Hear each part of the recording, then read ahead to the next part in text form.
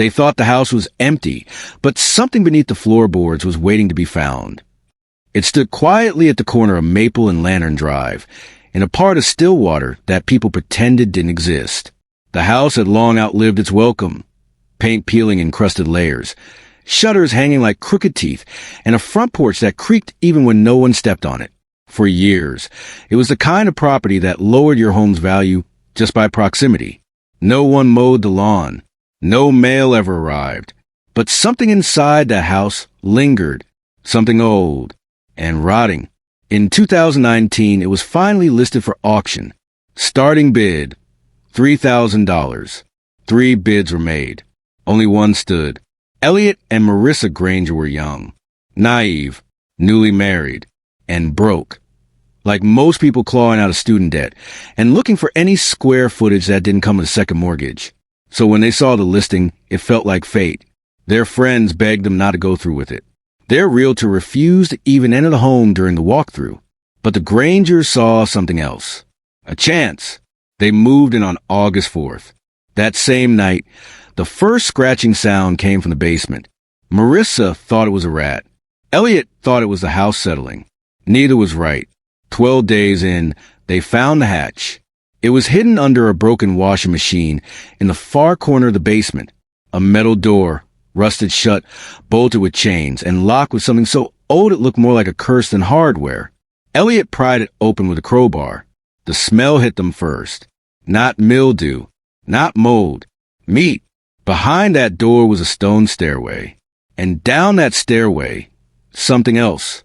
The air grew thicker with every step, like walking into someone else's lungs. At the bottom, they found a room.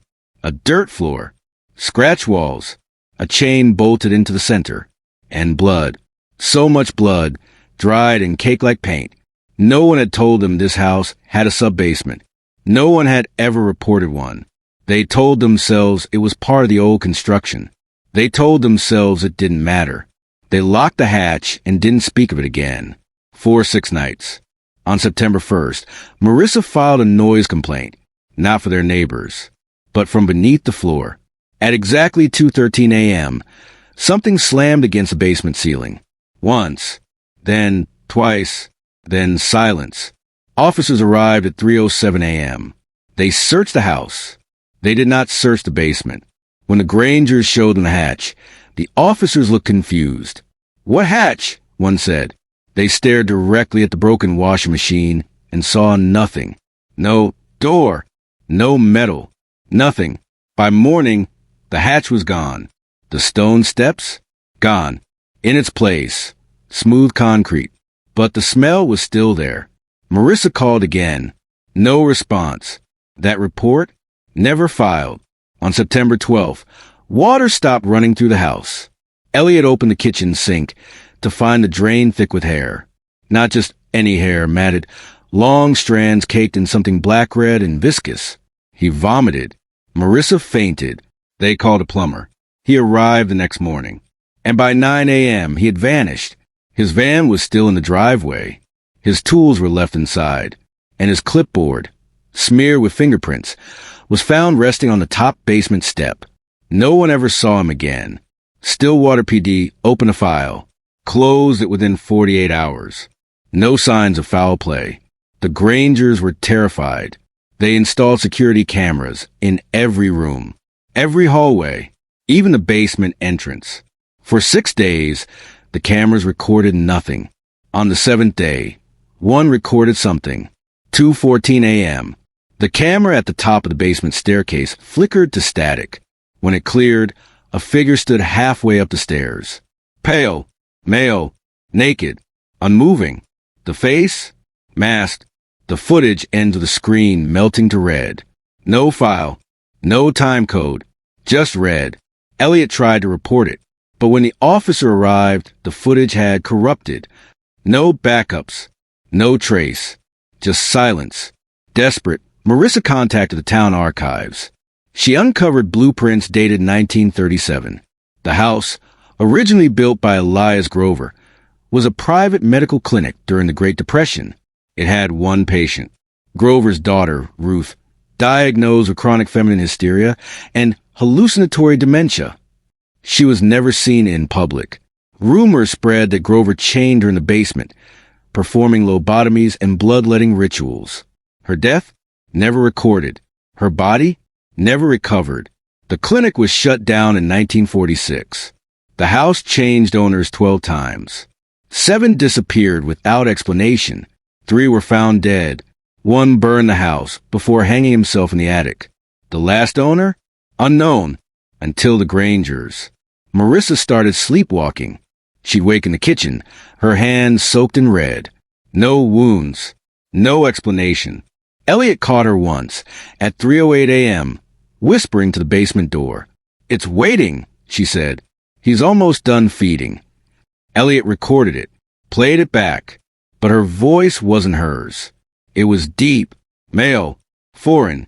By October 1st, she had stopped speaking altogether, only humming, that same slow lullaby that echoed through the basement pipe system. That night, Elliot found a fresh blood trail leading from their bedroom to the basement door. Not dry, warm. He followed it. The concrete had cracked open. The hatch had returned. The house was found empty on October 6th. No signs of Elliot or Marissa, but the cameras? Still running. In the last recorded clip, at 3:09 a.m., the basement door creaks open. A pale arm reaches up. Then darkness. They never moved out. They just went deeper. They say Stillwater General Hospital hasn't seen quiet like this in decades. But it's not peace. It's thick. The kind of silence that pulses behind your ears, that whispers in rustling curtains and flickering fluorescence. A silence that stretches wide, like jaws before a scream. Wale sits in his chair by the window. Same one, every day. Never speaks. Never blinks too long. Nurses come and go, meds in hand, but his lips never part. Just a slow, rhythmic twitch in his fingers, like he's playing piano keys only he can see. Until one night, the silence breaks. Not with a voice, but a scratching. At first, they think it's the pipes. But nurses on the night shift begin to hear it. Beneath Wale's room. Scratching, clawing, and the faintest sound of breathing. Labored, animalistic. Then silence again. The floor beneath his bed begins to sink. Dr. Karn had been following Wale's case long before he ended up in Stillwater. A local legend now. The basement boy, the only survivor of one of the most deranged family annihilations in the county's history. But something doesn't sit right with her. The wounds on the victims, his mother, father, and little sister, weren't consistent with standard blunt force trauma. No weapon was ever officially found. Yet the case was closed quickly, like someone wanted it forgotten. And then there's the audio file. Judith listens again to the static-laced tape, recovered from a burnt flash drive at the crime scene. It's faint but undeniable. Don't let her out. Don't let her out. She wears her skin now. She wears it. Click. Screech. Silence. And then a girl's giggle. Angela's on edge. Lights flicker too much here. Something in her gut twists every time she passes Wale's room. It's 3:12 a.m., the exact time the first murders took place. She walks past his door. He's standing, staring, at her, not blinking. Then the scratching returns. But this time it's from the walls. Angela screams.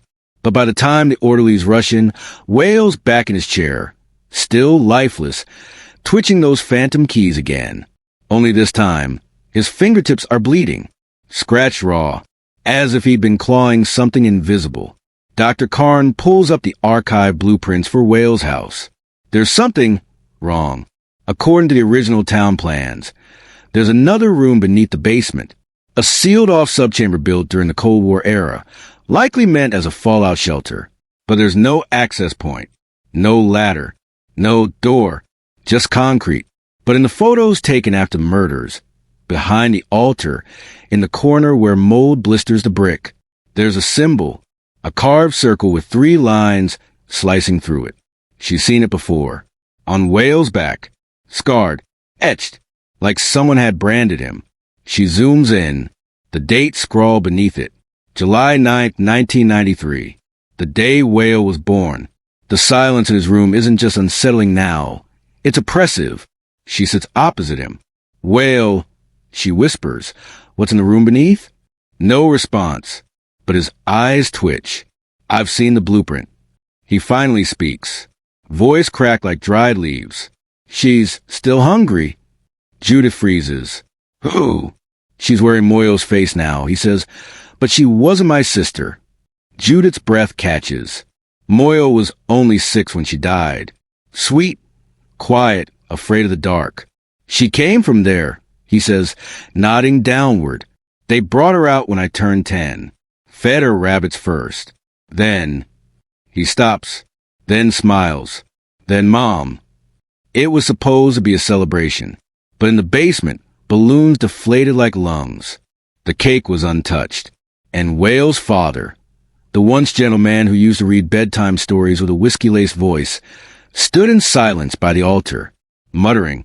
They said the world was going to end, but they had found her, the thing beneath the floorboards. A gift, a savior. They made Wale watch, as they cut into the rabbit, then the dog, then, no more. Back in the present, Wale claws at his skin, screaming. She never left. You let her out. It's condemned now, rotting, smelling of damp wood and dried copper. But they break through the floor anyway. Behind the altar, past the brick, concrete cracks. They find the subchamber. And the door, an iron hatch, sealed with wax, covering more of the same symbols. Dried blood on the handle. And beneath it, a sound, a heartbeat, too fast to be human. And then, knocking. From the other side, inside the hidden room is darkness, but not empty.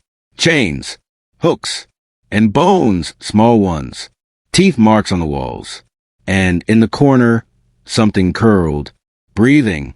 Judith approaches slowly. Her flashlight beam finds a figure, but it's not Moyo, not really. It wears her face, but the body is long, thin, disjointed, like it was stretched to fit human skin. Its eyes glow faintly milky and wrong. Then it speaks. Hello, doctor. And the door slams shut behind her. Dr. Karn is gone. The police claim she never entered the house. But Wale knows better. He sits by the window, smiling, no longer twitching, just humming, a child's lullaby. To be continued. If you found this story chilling, make sure to hit that like button and subscribe for more haunting cases like this. We dive deep into the darkest corners of true crime, disturbing mysteries, and stories almost too gruesome to mention. New content drops weekly, and trust us, it only gets darker from here. Leave a comment below. Would you stay one night in the Stillwater house? Let us know what you would have done.